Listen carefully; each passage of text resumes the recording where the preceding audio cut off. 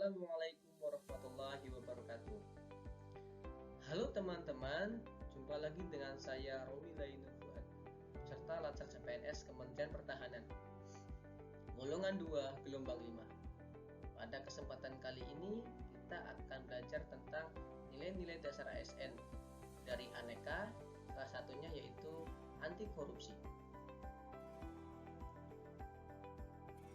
Mata pelajaran ini memfasilitasi peserta dengan kemampuan memahami dan mengaktualisasi pembentukan nilai-nilai dasar anti korupsi melalui pembelajaran nilai-nilai dan aktualisasinya. Untuk indikatornya, yang pertama, menyadari dampak perilaku dan tindak pidana korupsi bagi dirinya, keluarga, masyarakat, bangsa, dan kehidupan. Yang kedua, menjelaskan cara-cara menghindari perilaku korupsi. Yang ketiga, menjelaskan internalisasi dan pembangunan sistem integritas untuk mencegah terjadinya korupsi di lingkungannya. Apa itu korupsi? Kata korupsi berasal dari bahasa Latin yaitu corruptio yang artinya kerusakan, kebobrokan, dan kebusukan.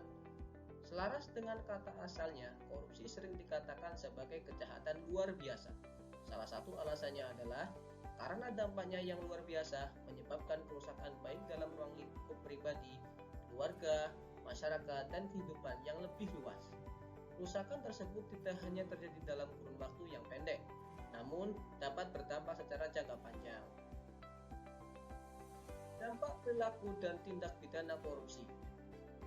Yang pertama, negara korup harus membayar biaya hutang yang lebih besar. Yang kedua, harga infrastruktur lebih tinggi. Yang ketiga, tingkat korupsi yang tinggi meningkatkan ketimpangan pendapatan dan kemiskinan. Yang keempat, korupsi menurunkan investasi dan karenanya menurunkan pertumbuhan ekonomi. Yang kelima, persepsi korupsi memiliki dampak yang kuat dan negatif terhadap arus investasi asing.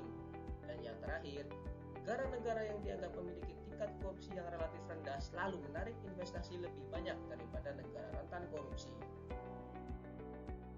Jenis korupsi.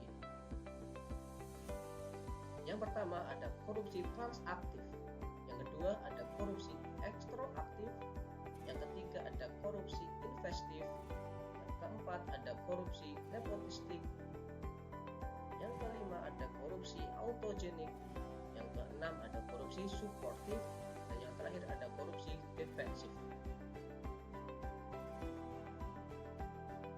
Kelompok tindak pidana korupsi menurut Undang-Undang Nomor 31 Tahun 1999.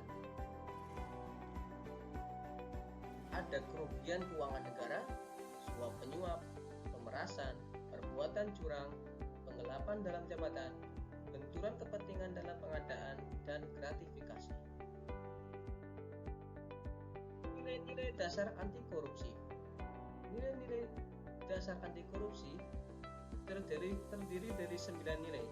Yang pertama, kejujuran, kedisiplinan, kepedulian, tanggung jawab, kerja keras, kesederhanaan, kemandirian, keberanian, dan keadilan. Di mana dalam 9 nilai ini, persentase terbesar yaitu kejujuran. Jadi, kita harus dibekali dengan nilai kejujuran yang sangat mendasar untuk membangun nilai-nilai anti korupsi. Konsep tulas integritas. Konsep tulas integritas yaitu memastikan tersedianya manusia-manusia yang melakukan upaya peningkatan integritas diri dan lingkungannya dengan membangun sistem yang kondusif hingga terbentuk manusia-manusia yang mampu menyelaraskan antara rohani dan jasmani. Dengan melakukan penyelarasan pada semua elemen dirinya, jiwa, pikiran, perasaan, ucapan, dan tindakan dengan nurani, standar kebaikan universal sehingga terbentuk perilaku integritas yang selaras pula dengan berbagai situasi dan lingkungan atau sistem dan nilai integritas. Penanaman nilai dan integritas. Menurut Kelman dan Brigham menyebutkan adanya 3 proses sosial yang berperan dalam proses perubahan sikap dan perilaku. Yang pertama, kesetiaan. Ketika individu bersedia menerima pengaruh untuk berintegritas dari orang lain atau dari kelompok lain, karena kan ia berharap untuk memperoleh reaksi atau tanggapan positif dari pihak lain tersebut. Yang kedua, identifikasi.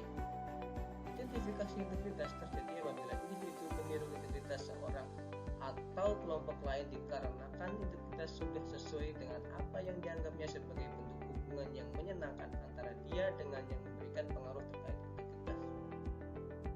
Yang terakhir, internalisasi integritas terjadi apabila individu menerima pengaruh dan bersedia bersikap dan berperilaku dengan penuh integritas dikarenakan integritas tersebut sesuai dengan apa yang ia percayai dan sesuai dengan sistem nilai yang dianutnya. Untuk membangun sistem integritas pada diri kita, ada dua cara, yaitu dengan reframing culture. Salah satu contoh reframing culture adalah upaya mengubah orientasi dari perilaku korupsi dapat bentuk kolusi. Yang kedua, seeding of integrity. Seeding of integrity merupakan upaya untuk menanamkan pengaruh integritas pada bawah sadar hingga dapat membentuk perilaku atau kebiasaan dan budaya integritas. Testimoni. Sebagai ASN, kita wajib menerapkan nilai anti korupsi dengan cara mendekatkan diri kepada Tuhan Yang Maha Esa, bersyukur akan segala nikmat pemberian Tuhan, menanamkan diri dengan jiwa integritas yang tinggi, serta menerapkan 9 nilai anti korupsi.